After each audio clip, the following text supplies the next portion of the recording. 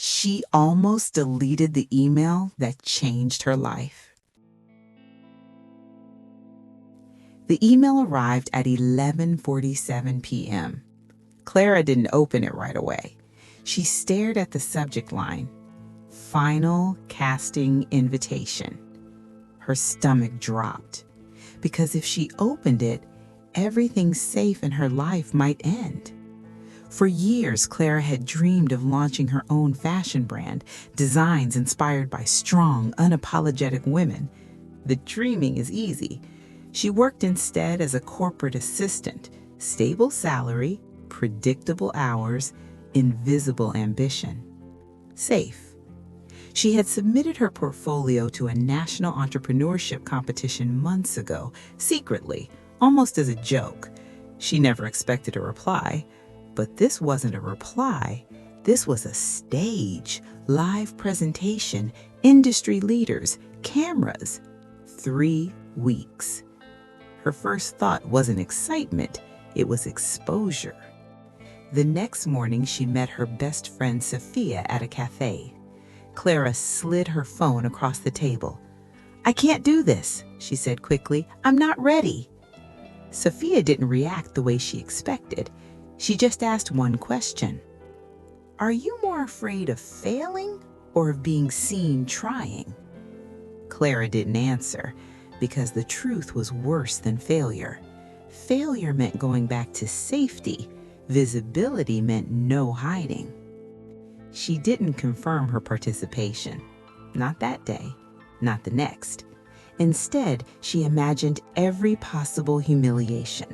Forgetting her speech, tripping on stage, judges unimpressed, clips circulating online. She could almost feel the embarrassment, and strangely, that fear felt safer than trying. 3 days later, her company announced layoffs. Colleagues who had worked there longer than her packed their desks into small cardboard boxes. No warning, no ceremony. Clara sat frozen at her desk. Safety, she realized, was a story people tell themselves, not a guarantee.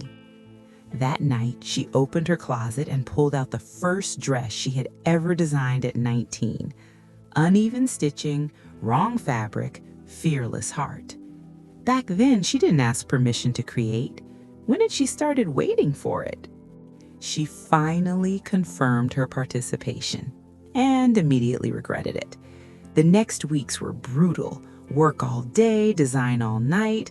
Sleep became optional. One evening, exhausted and shaking, she made a mistake. A wrong cut through expensive fabric. Silence filled the room. She stared at it for a long time. That was it. Proof she wasn't good enough. Tears came fast. Her chest tightened. You tried. You failed. Now go back to normal. She almost threw the piece away. Almost. But instead, she laid it flat on the table and studied it. The accidental cut created an aggressive asymmetrical line, unbalanced, bold, not safe. She redesigned the entire piece around the mistake. It became the strongest design in her collection. And that was when she understood something uncomfortable. Perfection had never protected her. It had only delayed her.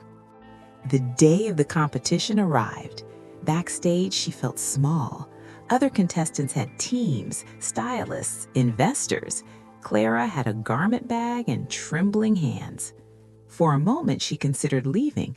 No one would know. She could say she changed her mind. She could return to her desk Monday morning, invisible again. But she remembered something Sophia had said. Being seen is scarier than failing. Her name was called. The lights were blinding. Her voice shook. For the first 30 seconds, she could hear her own heartbeat louder than her words. Then something shifted. She stopped trying to impress. She started telling the truth. About fear, about playing small, about designing for women who step forward before they feel ready. She didn't win first place. She won second. The applause faded quickly, but backstage, one judge approached her quietly.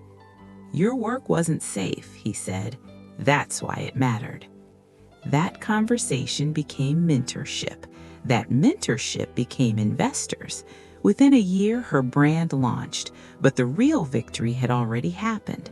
The moment she confirmed the email, the moment she chose exposure over invisibility. Comfort zones aren't soft places, they're quiet cages. And fear? Fear isn't telling you to stop. It's telling you you're standing at the edge of something bigger than the life you've accepted. If you're hesitating right now, ask yourself something harder than, what if I fail?